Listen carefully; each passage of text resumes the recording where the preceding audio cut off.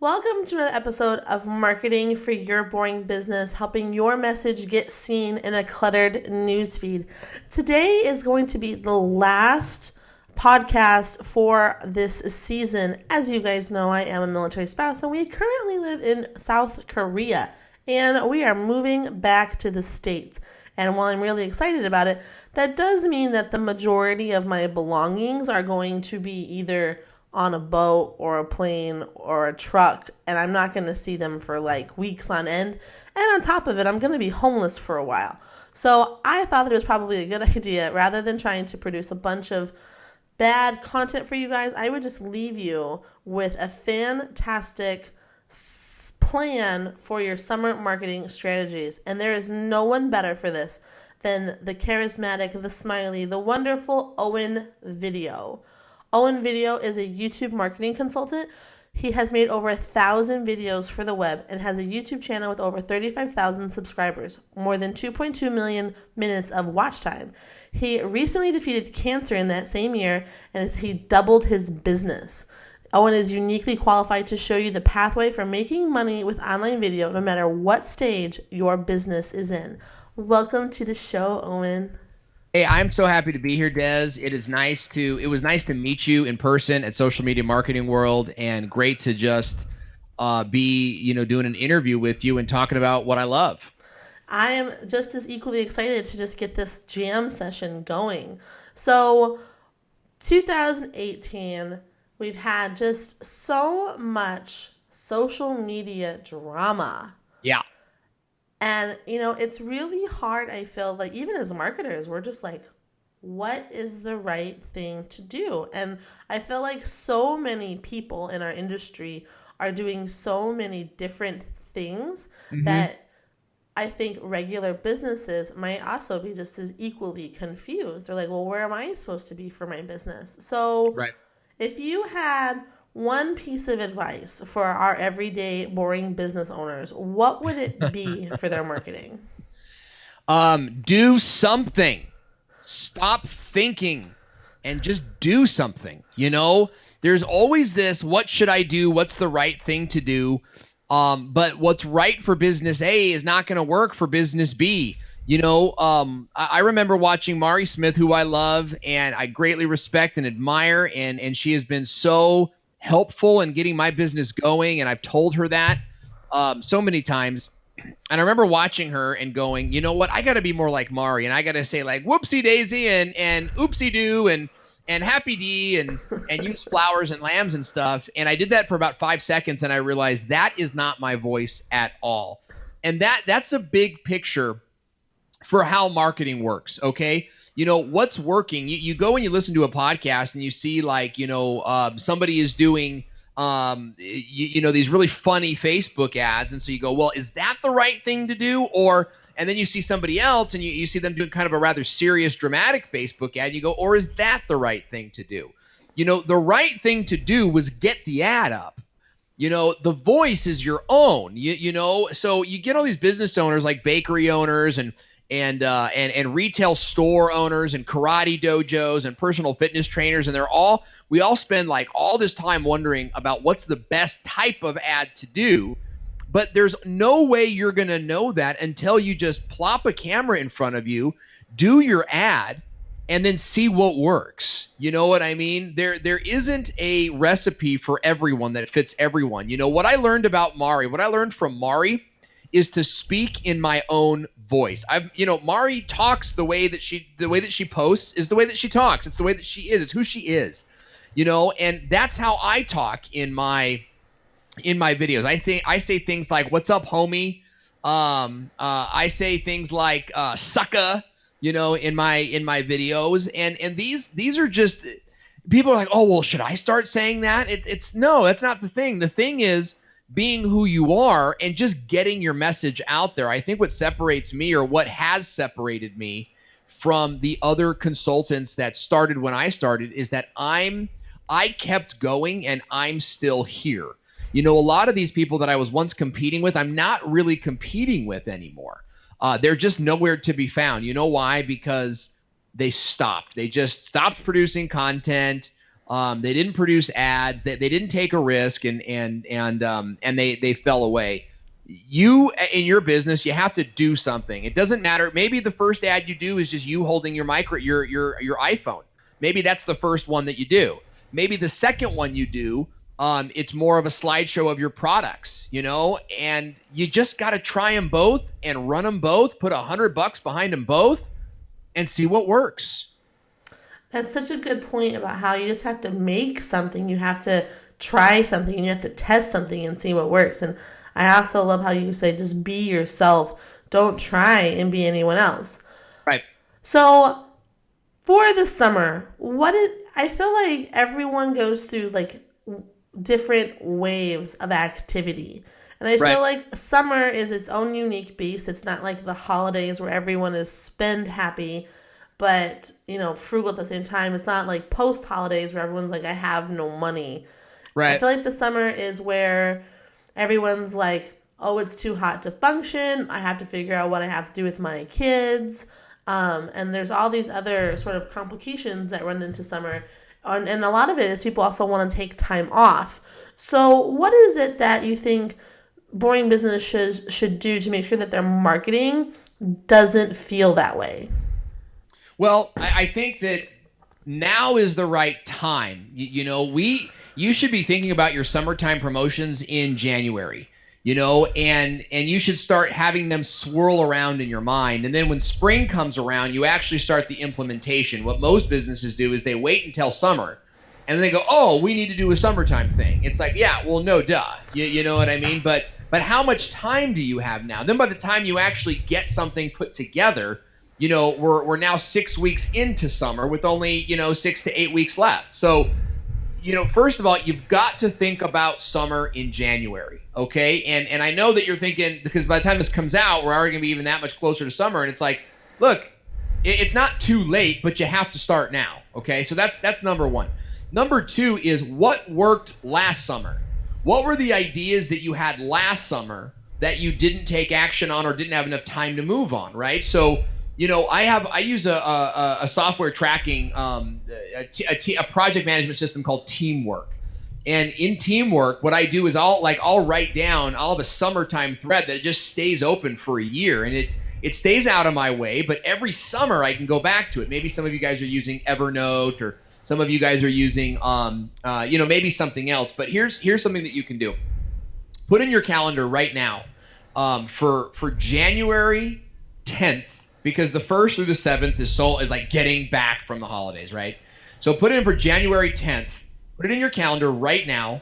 Start thinking about summertime promotion, okay? That way next year, January 2019, you get that alert in January that says, start thinking about your summertime promotion, okay? Similarly, do the same thing. At the end, put a calendar alert at the end of summer to start planning your Christmas and your holiday promotions.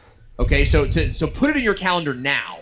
And then what you do is you put a link to the Evernote or to the Teamwork file or whatever it is you're using, and you just keep your notes there. So in my notes, I have a list of what worked last summer or what ideas I had last summer, and I can start looking at those and going, okay, what is it that I want to do?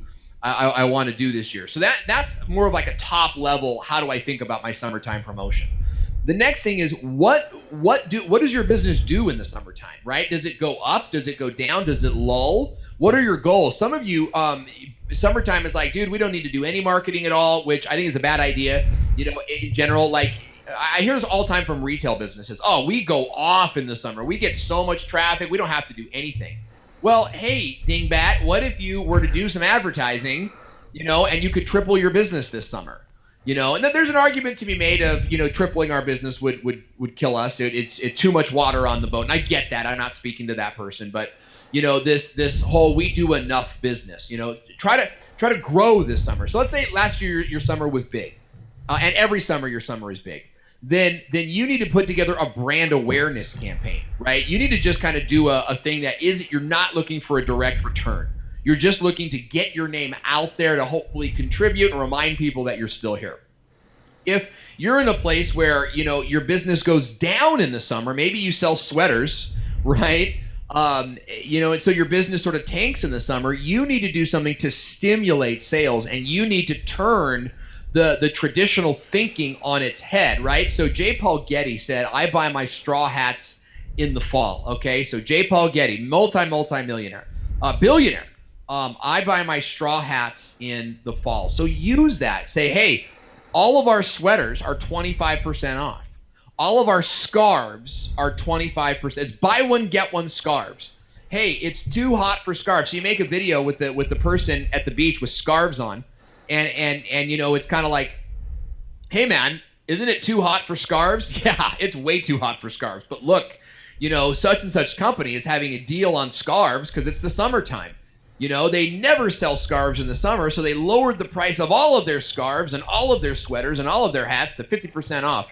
And you can go and get, your scarf for 50% off right now. Next clip, they're both wearing scarves, sitting at the beach, drinking a margarita or something like that.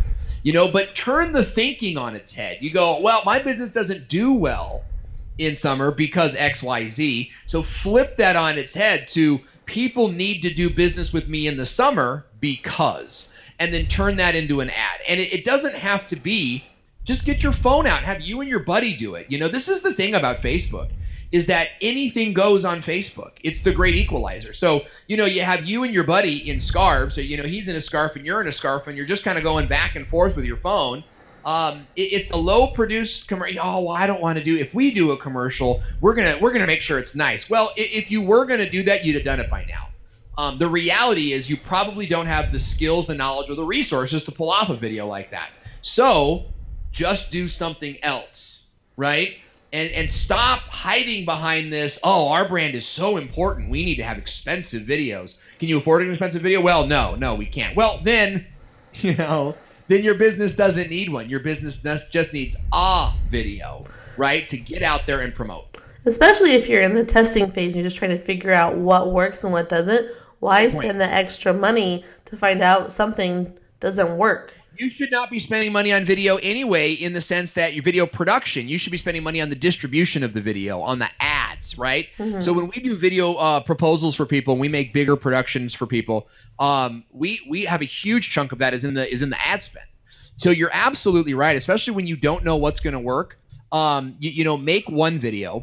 And here's an idea, is the way that we make video, and you guys should check out my course, BizTube Academy. Because we show you different ways to make video. The traditional knowledge is bring in a videographer who will shoot and edit your video. And that is a great way to pay out the nose for one video, right? What we suggest is you have a videographer come and follow you around for a day, half of a day. 4 hours is so much time to get footage. And you just gather footage that you use the whole year. You gather B-roll. You gather interview. You gather just tons of stuff.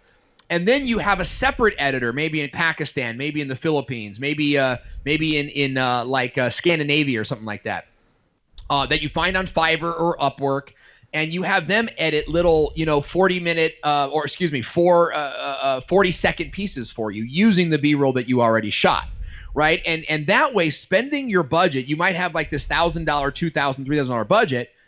You'll spend a fraction of that, and you'll get 5 videos out of it. You run them at 5 different times, and you find out which video works best. So my point is, the traditional way of doing things is no longer the traditional way of doing things, right? You've got to get more creative, and he with the most ads wins. So get an ad out there. You're going to find that you're going to do 3 videos. The third one, the one where you've learned the most lessons, does the best. So your goal is to get to that third video as quickly as possible, as opposed to going, we don't know what we're going to do, but we want to do it right, and so you don't do anything. Yeah, and I love how you talk about farming out some of your work. I know I'm like fully invested in video for all-in-one, and I know that I have so much to do in so little time. So in order for my video work to actually happen, I have to record it and I send it to an editor who has become a friend, and he makes sure that it gets put together correctly based on what is the industry standard and all that kind of stuff. So that's definitely important. So do you think that when you're trying to experiment and figure out things that are working, that it's okay or a good idea to hire somebody to help you execute your your goals, because a lot of our listeners work in their business. Like, they don't get to work on their business a lot because, you know, they're the trained professional that has to do that chiropractic work, that dental work, that roofing, that plumbing work, all that kind of stuff. Yeah. You know, I do think it's important for me. My passion, my fire dies when I'm doing work that I'm not cut out for. So, you know, today I'm doing a lot of video uploading and SEO and optimization, and I don't love it. And I've been trying to get one of my producers in to do it for me. And it's a process, but I'm starting that process because it really kills me. Mm-hmm. So, you know, yes, I do think that you should invest time in, rather than invest time in video editing, you should invest time in hiring a video editor. Right? I think you should be investing the time in creating and then letting someone help you execute. Well, that's part. I mean, the creating is and kind of, for me, goes without saying. Right. So obviously you're creating, but when you're looking at you doing it at the same time, right? So I just said how to hire a video editor. And in my head, I go, oh my goodness gracious, that's a video. So I'm writing it down on my yellow notepad here. And then eventually it's going to go in my Apple Notes. Like, before I even leave this call, it'll be in my Apple Notes. And so when I go to sit down and I go, what video should I do next? Like, it's right there in front of me. My guess is that your listeners already have in their minds a list of 5 to 30 videos that they want to do. So usually I find the creation problem is not as big of an issue. Like, they already know what topics to create on. So while you're sort of sketching that out and thinking about how you want to do it, think about who's going to edit the video, right? Because if in your mind you're thinking, oh, my cousin, my friend, my nephew, my brother, you're joking yourself, right? You're joking yourself. Your nephew will never care about the video that a paid editor will, right? And even if you pay your nephew, it'll always be like, this came from, you know, Uncle Owen, so I'll get it to him whenever. You know what I mean? And guess what? He's right, because at the end of the day, you're still Uncle Owen, and you're still going to get him a Christmas present, right? So I wouldn't use friends and family when you have a deadline. You use friends and family when you want to give them an opportunity to prove themselves, right? I would go onto Uplants and I would hire a video editor that knows that is responsible to a deadline and that can do the work for you at $6 to $10 an hour. You got to remember, $6 to $10 an hour for us in the U.S. is pocket change, right? To a family in Philippines or Pakistan, that's a monthly income for them. And it's a very noble thing to provide the bread for a family to eat by hiring them to do your videos for you. So, in America, you're going to have to pay somebody, $25 to $45 an hour for the same exact quality of service, because they got to pay $4 a gallon for gas. They got to pay for their sunglasses. They got to pay for their iPhone bill. And so, we're in a different stage in our economic cycle. But these new and up and coming countries, they're in this very valuable globalized step. And when we hire them, we get a better deal for our service, for the products that we need, which enables us to make more profit. And we're actually putting bread on their table, which I think it takes two countries, the U.S. and Pakistan, and makes us friends, not in a government sense, but or a political sense, but in a human to human sense. You know what I mean? And that, to me, I enjoy that part. My editor is in Argentina, kind of an up and coming. It's more first world than some of the other places are. But him and I have been editing together for 4 years now. We're friends. I watched him have his baby. He got me through, like, he was with me through cancer and chemo. We're family in a lot of ways, and that's an experience that you just don't get when you're hiring some high-priced video editing person, that you're constantly worried, well, after the price of this video, am I going to make any money on it? Yeah. No, that's important. I really believe that the people you work with, you should really get to know them and essentially have a sense of a relationship with them that's a friendship at some basis. That way, yes, they're not. Treat them like people. Treat them like people. And, once they make your video for you and they do it for $10 an hour and you spent $35 on this video that's amazing, then why not bonus them a $5 Amazon gift card? Yeah. Definitely show that respect and love for them, for sure. So, what are some fun things that people can do to make their marketing interesting in the summer? Okay, so a couple things is wear summertime clothes. Video is all about visuals, it's actually, and if you want to come up with like a specific business you have in mind, that might be easier. But I'll say this, like summertime, think tank tops, think big straw hats and glasses. Really be over the top visually. And I don't, if you're a tuxedo shop, wear a tank top and swim trunks in your videos, so that when they're scrolling down Facebook, they're like, what is this? Like, it'd be so funny to have actually a tuxedo shop that does like, you're in a tuxedo top, but then you're wearing swim trunks on the bottom. I was just thinking that. Yeah. And because that's visually, a person will look at that and go, oh my gosh, what's going on here? So be visually innovative. Another thing that you can do is keep them guessing, right? I forget the name of the strategy, but there's psychological strategy where you go, Mary had a little lamb whose fleece was white as snow, and everywhere that Mary went, the lamb was sure to go. Right. So you change that. You have your kid reading a storybook and you go, Mary had a little lamb whose fleece was white as snow. And everywhere that Mary went, the lamb got discount prices on ice cream and coffee. I forget the name of the psychological strategy, but you're doing this thing where you're sort of getting them on your page, and then you're making them go, what? Right? What did you just say? And now you've pulled them into your commercial. They're emotionally invested because they want to know what it is that you're talking about. So throw them off the scent, right? Do something. And I'm not saying read a nursery rhyme, but do something. Roses are red, violets are blue. Sugar is sweet, and these summertime sales will blow your mind. These are all things that you can do to get people invested in the commercial, right? This is called a hook, right? This hook brings them into the commercial, to the video ad, and then you can just kind of walk them through a more traditional thing. Now, here's a big one, is show your product more than your face, right? And I struggle with this because I am a big part of my product.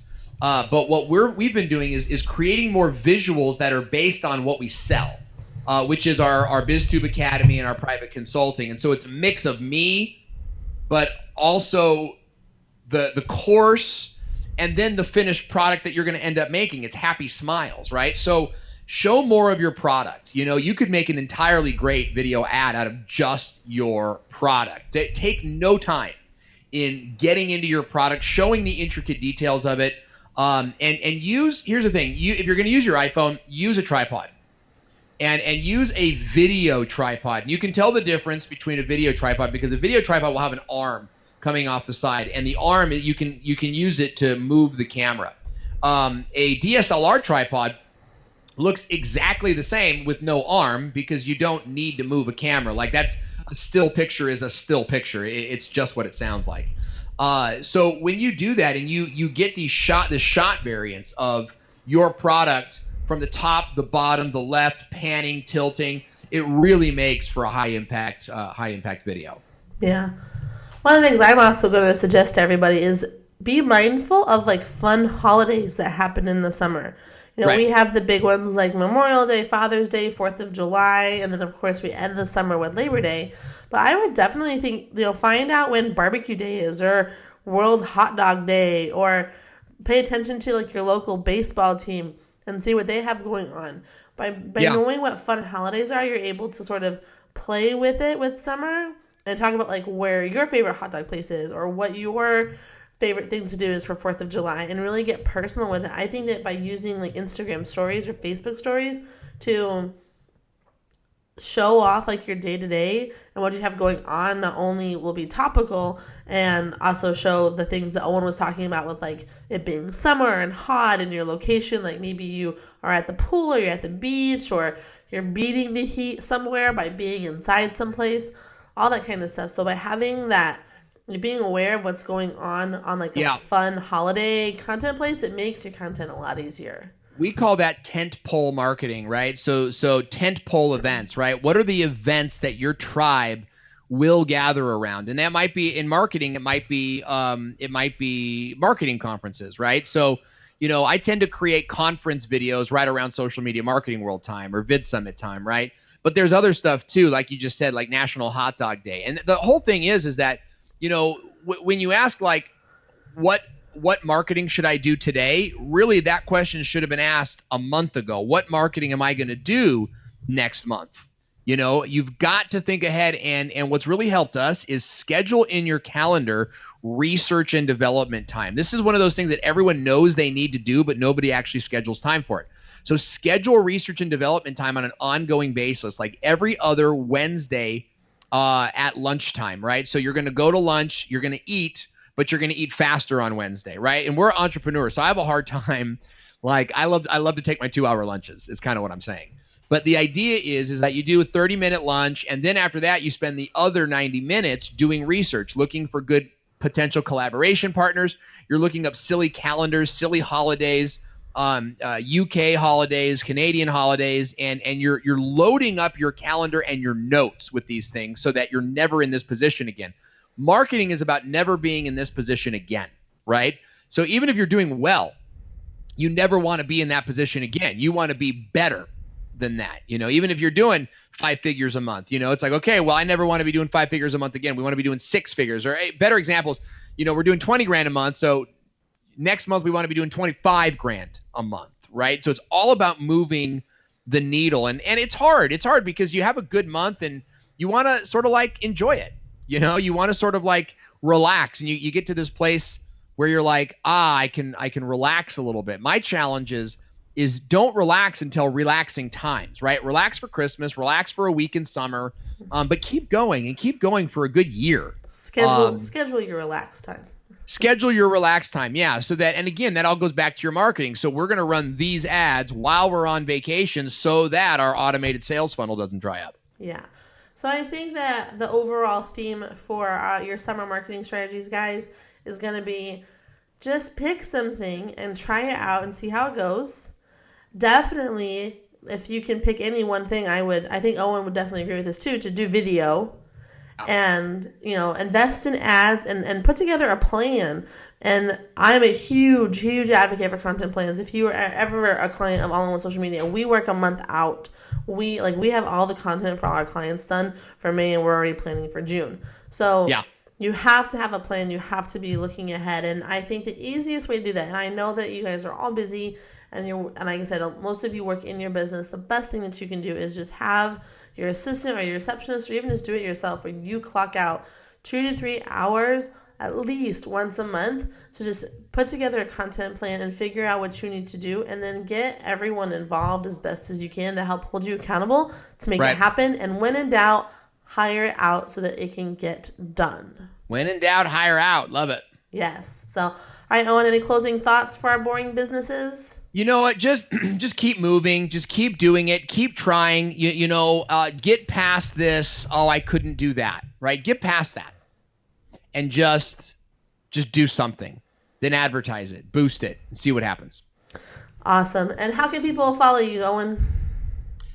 Check me out at owenvideo.net. That'll take you right to my YouTube channel. Subscribe over there. You'll find links to my website, to my course, and all the other stuff from there. But I'd rather you hit my my YouTube channel first to go to my website second, because we're coming out with new content every week that'll help you grow your business, monetize your content, and pursue your passion. Awesome. I couldn't have said that better myself. I hope that you guys have a fantastic summer. And of course, if you ever need anything, you always know how to find me online. And of course, check the show notes for any links that we talked about in the show today. And if you loved this show, make sure you go leave us a review on iTunes, Stitcher, or wherever it is that you're listening to this podcast. Thank you guys again. And like we always say in military life, it is never goodbye. It is see you soon. So until next time, I will see you soon.